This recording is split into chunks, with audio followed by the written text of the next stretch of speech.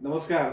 पश्चिम महाराष्ट्र देवस्थान समितीच्या जमिनी गेल्या अनेक वर्ष अनेक कुळ बाराबोलतीदार असतील, तिथले स्थानिकचे देवाची सेवा करणारे अनेक शेतकरी कुटुंब ही सगळी त्या ठिकाणी ह्या जमिनी कसत असतात.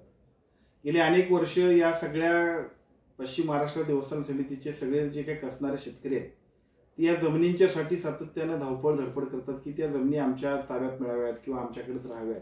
या सगळ्यासाठी त्यांची धावपळ सुरू आहे.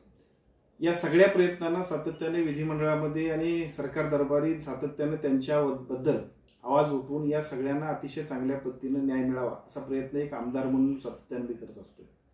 गेल्या 2 अधिवेशनांमध्ये या प्रश्नावरती राज्याचे उपमुख्यमंत्री आदरणीय देवेंद्रजी फडणवीस साहेब असतील, राज्याचे महसूल मंत्री आदरणीय राधाकृष्ण विखे पाटील साहेब असतील आणि राज्याच्या मुख्यमंत्र्यांकडे सातत्याने निवेदन दिल्यानंतर या संदर्भात कोणत्याही परिस्थितीमध्ये पश्चिम महाराष्ट्र देवस्थान समितीतल्या हजारो शेतकऱ्यांच्या हातात असणारी किंवा ती कसत असणाऱ्या शेतकऱ्यांच्या जमिनी या दुसऱ्या कुणालाही न देता याच लोकांना देण्याबद्दल योग्य तो कायदा करण्याची घोषणा सन्मान्य मंत्री महोदयांनी केली आणि प्रत्यक्षामध्ये या कायद्याची प्रत्यक्ष रचना करण्यासाठी लॉ अँड ज्युडिशरी विभागाकडे याचं काम सुरू आहे.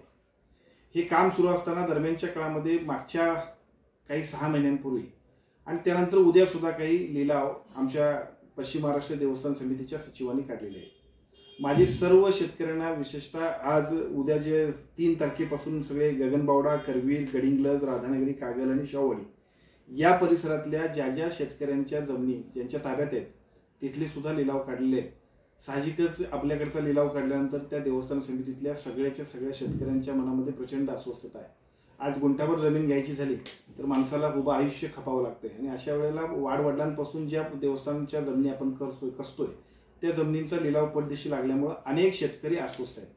माझी सर्व शेतकऱ्यांना विनंती आहे, याबाबत राज्याचे मुख्यमंत्री, राज्याचे उपमुख्यमंत्री आणि महसूल मंत्र्यांशी आमची झालेली चर्चा, कायदा बनवण्यासाठी जी काय प्रक्रिया चालू आहे ती अत्यंत वेगाने सुरू आहे आणि अशा वेळेला कुठल्याही शेतकऱ्याला त्यांच्या हक्कापासून वंचित राहता कामा नये यासाठी आमच्या चाललेल्या प्रयत्नांच्या नंतर उद्या जरी लिलाव होणार असला तर त्या लिलावाच्या दिवशी लिलावाच्या कडे जे तुमच्याकडे अधिकारी येणार आहेत त्या अधिकाऱ्यांना तुम्ही यापूर्वी कबुलात केली असेल, तुम्ही कुठल्या हक्काने ते कसताय हे तुम्ही दाखवून तुमचा हक्क प्रस्थापित करा.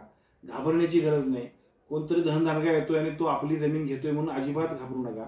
आपले जे कागदपत्र आहेत ते कागदपत्र उद्या कुठल्याही परिस्थितीमध्ये तिथं येणाऱ्या आमच्या देवस्थान समितीच्या अधिकाऱ्याला दाखवा. त्याच्याकडून अधिकृतरित्या त्याची पोच घ्या.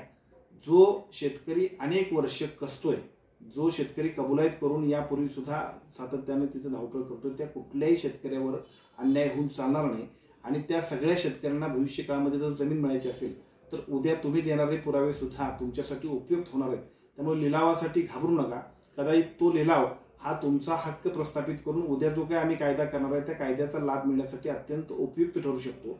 त्यासाठी उद्यापासून होणाऱ्या गगनबावडा, करवीर, गडिंग्लज, राधानगरी, कागल आणि शाहूवाडी तालुक्यातल्या सर्व शेतकरी बांधवांना माझी विनंती आहे की आपण या सगळ्याबद्दल अत्यंत आग्रहीपूर्वक आपले सगळे पुरावे, आपल्याकडे असणारा यापूर्वी झालेली कबुलात असेल, कुठल्या हक्कानं तुम्ही त्या ठिकाणी गेलाय त्याची सगळीच्या सगळी नोंद अत्यंत योग्य पद्धतीनं त्या अधिकाऱ्यांकडून करून घेण्यासाठी तुमचे सर्व कागदपत्र आपण तिथं द्या आणि कुठल्याही परिस्थितीमध्ये तो संपूर्ण लिलाव प्रक्रिया थांबवण्यासाठी जी आवश्यक आहे ती प्रक्रिया पार पाडण्यासाठी आपण काम करा. एक दुसरी तक्रार माझ्याकडे सातत्याने येते की ज्याच्याबद्दल मी सन्मान्य कलेक्टर महोदयांना सुद्धा बोललोय की कबुलात करण्यामध्ये सातत्यानं या परिसरातले जे काही पश्चिम महाराष्ट्र देवस्थान समितीचे कर्मचारी आहेत ते टाळाटाळ करतात. जाणीवपूर्वक काही मंडळींना हेतुपुरस्कर दुर्लक्षित करताय.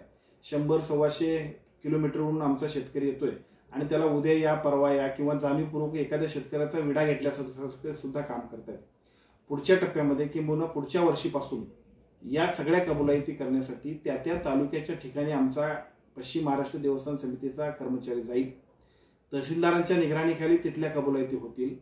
कुठल्याही माणसाच्या मेहरबानीवर आणि कुठल्याही माणसाच्या वेगवेगळ्या लहरीवरती हे काम चालणार नाही. तर ज्याचा हक्क आहे त्या सगळा हक्क असणाऱ्या लोकांच्या कबुलातीही त्या तहसील कार्यालयाच्या ठिकाणी होतील. यासाठी पुढच्या वर्षीपासून निश्चितपणाने त्याची सुरुवात होईल. त्यामुळे माझी सर्व शेतकरी बांधवांना, विशेषतः पश्चिम महाराष्ट्र देवस्थानच्या जमिनी असणाऱ्या सर्व शेतकरी बांधवांना माझी विनंती आहे की उद्या होणाऱ्या लिलावामध्ये सुद्धा आपले सर्व अधिकृत कागदपत्र संबंधित अधिकाऱ्यांना दाखवून त्याची नोंद घ्या आणि तो लिलाव संपूर्णतः थांबवण्यासाठी अगदी योग्य कागदपत्र दाखवून कोणत्याही परिस्थितीमध्ये ही लिलाव प्रक्रिया थांबवण्याबद्दल आवश्यक त्या सर्व उपाययोजना आपण कराव्यात.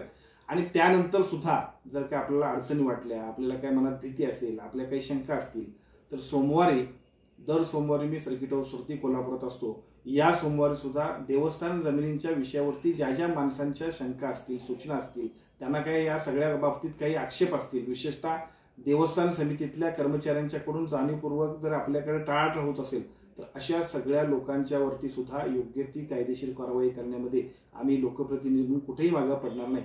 त्यामुळे जे जे लोक असतील त्या सगळ्या लोकांनी निश्चितपणे त्यासाठी सुद्धा सोमवारी पश्चिम महाराष्ट्र देवस्थान समितीच्या विषयावरती 4 वाजता जी काही मी बैठक बोलले त्या बैठकीला सुद्धा आपण यावं. आपल्या सगळ्या सूचना आणि आपल्यावर कोणत्याही परिस्थितीमध्ये अन्याय होणार नाही यासाठी जे काही कारवाई करायला लागेल ती कायदेशीर कारवाई करण्यामध्ये निश्चितपणे आपणा सर्वांचा लोकप्रतिनिधी म्हणून मी योग्य पद्धतीने काम करेन एवढंच आपल्याला सांगतो.